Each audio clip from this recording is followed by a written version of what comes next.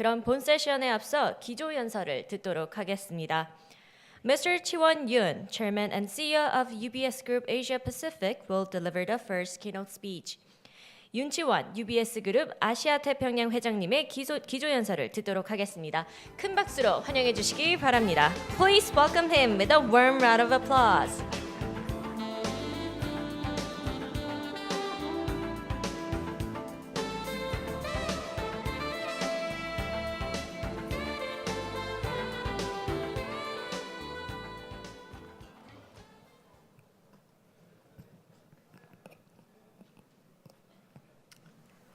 Thank you, Ms. Kim, for that kind introduction. And good morning to all of you. It's a great pleasure, indeed a great honor to be with you today, representing UBS in Asia Pacific.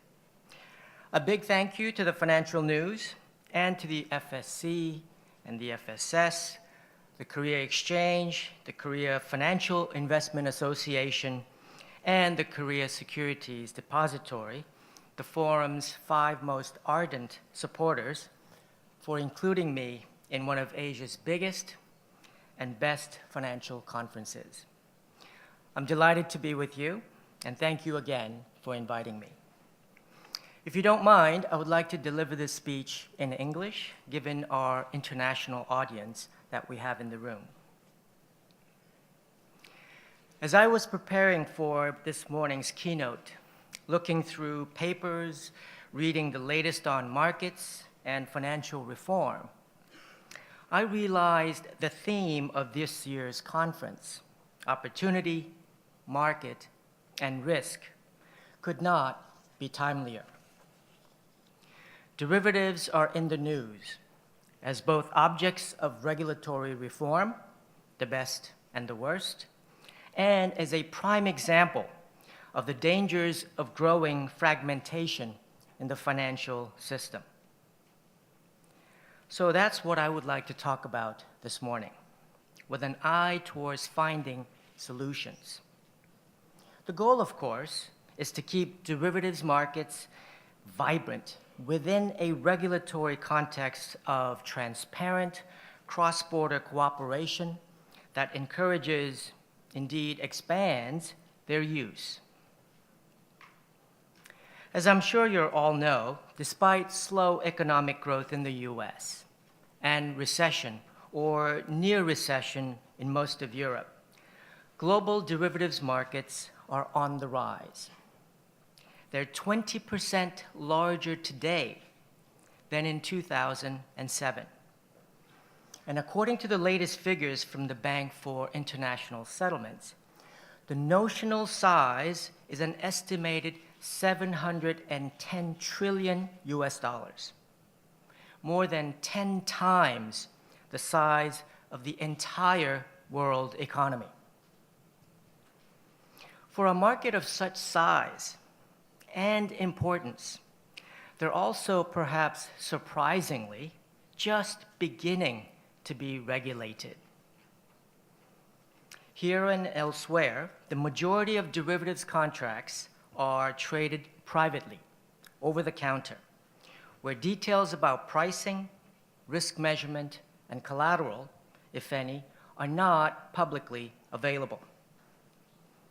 The Dodd-Frank of 2010, of course, which mandated, among other things, an overhaul of derivatives markets, is in the process of changing that ever so slowly. Last year, in May, US regulators finally approved a new rule requiring that most derivatives, the standardized plain vanilla type, be traded for the first time on an open exchange, with prices visible before the deals are made. This is good. Whenever light shines on a market, the economy and the public benefit.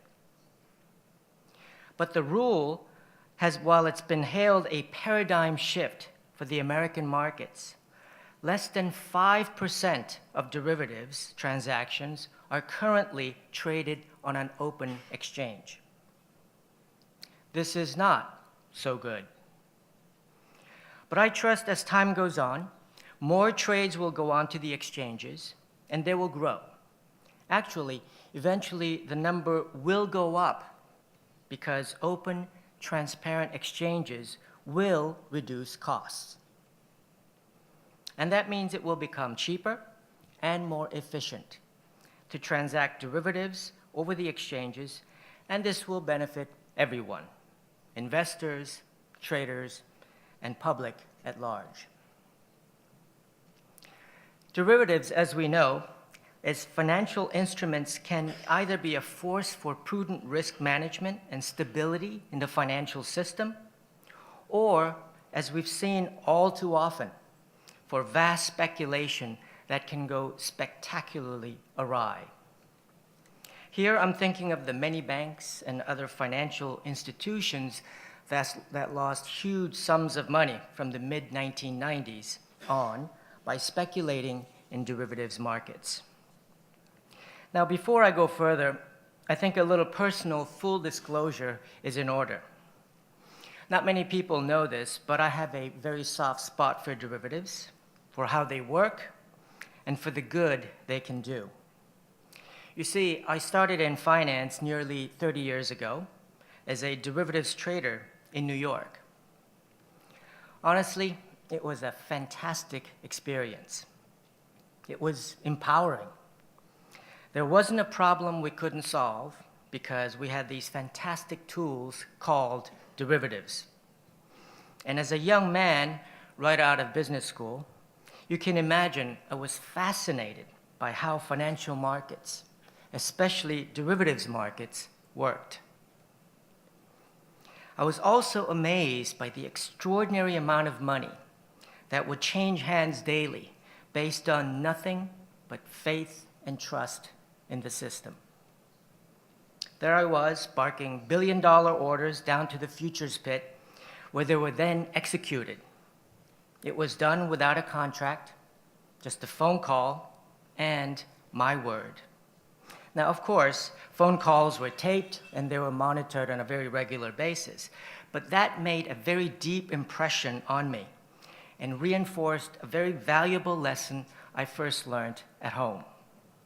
Your word is your bond, and don't make promises you can't keep. I want to share something else.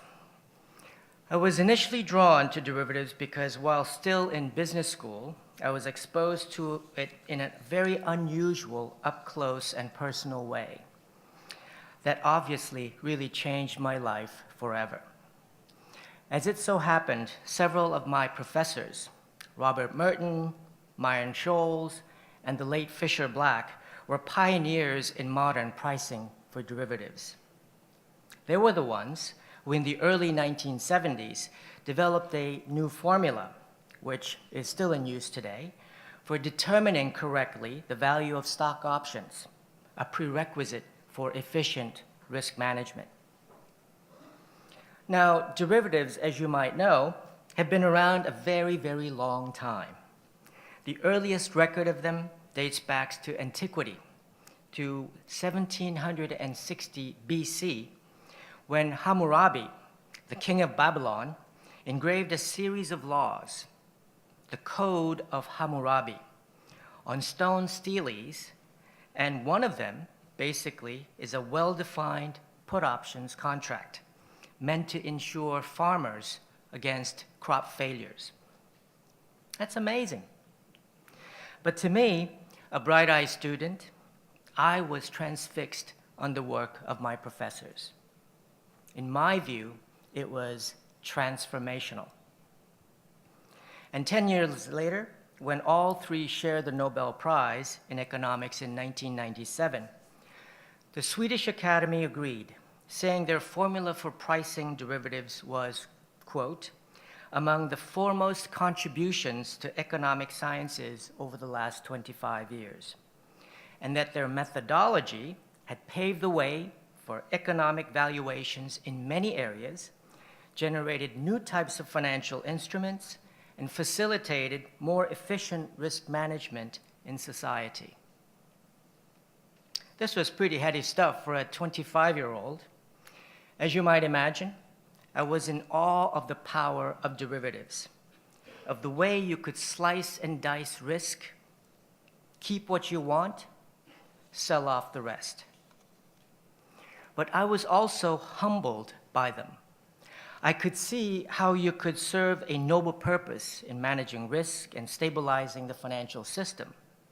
But I could also understand how they could be misused, especially if leverage were added. That's when they can become extremely risky, which takes me back to our starting point. Opportunity, market, risk. In my mind, there's no doubt, none whatsoever, that derivatives markets here, in the rest of Asia, indeed around the world, can grow and prosper to be a force for good, not just for technical or advanced investors, but for common investors too. A lot will depend, though, on how they're regulated in our post-crisis globalized economy, and on how the tools are used. So far as regulation goes, it doesn't look that promising. In fact, a fight has broken out between US regulators and those in the European Union over whether the US will accept EU clearing rules as equivalent and whether the EU will reciprocate. Right now, a December 14th deadline is looming for the EU to recognize the rules of the US. If it doesn't, European banks that use a US central counterparty, or CCP, would face a substantially increased capital charge on the cleared position. Then similarly, US banks using a European CCP would face a similar charge for not recognizing EU rules. It's a standoff neither side can win, because until both sides, indeed all sides, are willing to recognize each other by coordinating their policies, the result will be just more fragmentation and less competition in derivatives markets. I think Paul Volcker, former chairman of Federal Reserve, summed it up best when he wrote recently, quote, "We are left with the certainty, however awkward, that active participation in an open world economy requires some surrender of economic sovereignty. Or to put the point more positively, it requires a willingness to coordinate policies more effectively." That's what I say, too. Coordinate policies more effectively. It's that simple. Unfortunately, these days, when talking about the financial reform of derivatives markets or any other type of product or transactions, it's anything but simple. And that's a big problem. Somehow, 6 full years after the crisis, many of the most important reforms that have passed, Dodd-Frank, Basel III, the Volcker Rule, are now languishing in either the agency stage of the reform process, where the rules are written, or in the judicial stage, where the courts of each jurisdiction decide whether the rules can, in fact, take effect. Now, of course, I realize that bringing together myriad stakeholders to agree on new rules in a rather disjointed global financial system is a slow and arduous process. That I get.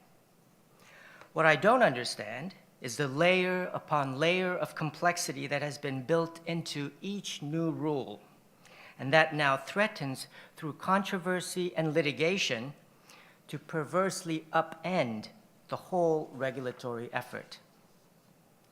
For instance, if you've been following the ins and outs of reform in the US, you will know the Dodd-Frank Act, which is an 828-page long opus, which covers everything from proprietary trading to capital rules on foreign banks, remains a work in progress, more than 4 years after it was signed into law. Lamentably, as of July 18th, the last date for which figures were available, only 52.3% of the Act's 398 legally mandated rules have been finalized. Another 24.1% have not yet even been proposed. This, I'm sure, is partly because the effort to revamp the mammoth US financial system requires the rule-writing diligence of numerous regulatory federal agencies. But still, much like the axiom, justice deferred is justice denied, the seemingly endless delays, complexity, and controversy make it difficult to believe that ultimate result of the rules can actually do what it's meant to do: promote financial stability and strong and balanced growth worldwide. And don't think it's only the Americans who are dragging their heels on this. In Europe, the whole pace of implementation of Basel III, a set of complex and controversial guidelines designed to strengthen the bank capital requirements by increasing liquidity and decreasing leverage, has been delayed. This means the next deadline for compliance, a new short-term liquidity coverage ratio, has been moved to January 1st, 2015. And the deadline for full implementation of the accords has now been pushed back almost 5 years to March 31st, 2019. Now, that's a long time. Will the finally agreed upon reforms and standards even be valid? How will our fast-paced industry have changed by then? How should we in the industry conduct our business in the meantime? These are questions, I think, without answers for now. Though I suspect Christine Lagarde, the managing director of the IMF, got it right when she said all the delays risk diluting standards and hurting economies. She also said the setback affects longer-term business decisions, straining credit markets, and spilling over into the real economy. The list of regulatory delays and impossibly complicated rules goes on. And in the 2 full days of this conference, I could not possibly cite them all. But I would like to mention one, a glaring oversight that, in my view, impedes the entire ability of both regulators and standard setters to effect meaningful financial reform across jurisdictions. As I have said many times before in public forums, including an open discussion last year with the FSS and Governor Choi, the how of international coordination to ensure the adoption of mutually agreed upon rules and standards has not yet been properly addressed. Yet the fact is, we all operate under a system while all regulation is local and all financial markets are increasingly global, where the domain of the regulator does not match the domain of the regulated. And this is neither effective nor efficient nor fair. Why? Because it leads to market fragmentation, unfair competition, and selective enforcement. I say this because when regulators don't coordinate among themselves to ensure that new rules are compatible and fair across borders for everyone, market players who dislike the rules in one country can just move themselves and their capital to another, where the rules are more lax. And financial reform, no matter how well crafted and meaningful each part, will stall because, once again, it is not coordinated. This, as we've seen, is already a big concern in derivatives markets, which by nature are global. Last year, in fact, 9 regulators and finance officials from Europe, Japan, Russia, and Brazil wrote to the US Secretary Treasury, warning that fragmentation in derivatives markets was already becoming a reality, and that without clear direction from global policymakers and regulators, derivatives markets would recede into localized and less efficient structures, impairing the ability of business across the globe to manage risk, which in turn would dampen liquidity, investment, and growth. Strong words, I know, but perhaps true. I take them, however, as a clarion call for all of us in the industry to understand that getting financial reform right, coordinating it, and collaborating on it is critical to getting the global economy back on track. And a good place to start would be to recognize that what might be good for one jurisdiction might not be right for the global markets. You see, what's at stake here is not just the fragmentation of derivatives markets, critical as that is, but the health of the entire financial system. So the obvious question is, what can we do? How can we stop the slide into further fragmentation and help economies grow again? One good way to begin would be to finish the critical job of regulating derivatives markets. If we don't, and something goes wrong again, I fear the blowback would be far worse than in 2008. Today, both the size of the markets is much larger, and cash-strapped governments worldwide are in no position to cope with another massive bailout. We also could work to make the whole reform process simpler and easier to follow. Borrowing a page from the World Cup, I say the role of regulation is to establish boundaries so that you create a level playing field where all the participants, whether in Brazil, Hong Kong, New York, or in Seoul, have to play by the same rules. And within these boundaries, you want regulators to act as referees, calling out players if they step out of bounds or act inappropriately. Again, it's that simple, or should be. What we don't need is a spreadsheet that requires 2,271 columns for quarterly reporting to the Fed. Yes, it's true. Or so many rules under Dodd-Frank that congressional staff think it could take more than 30,000 pages of legal minutia just to codify them. As a colleague recently asked, what human mind can possibly comprehend all this? No, the way forward, I believe, is to complete the task of effective, coordinated financial reform in a simpler, timelier manner.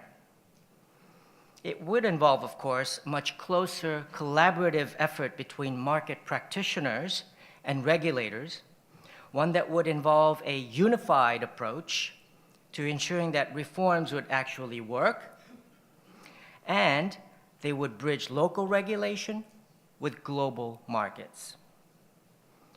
To me, this is the challenge for our industry.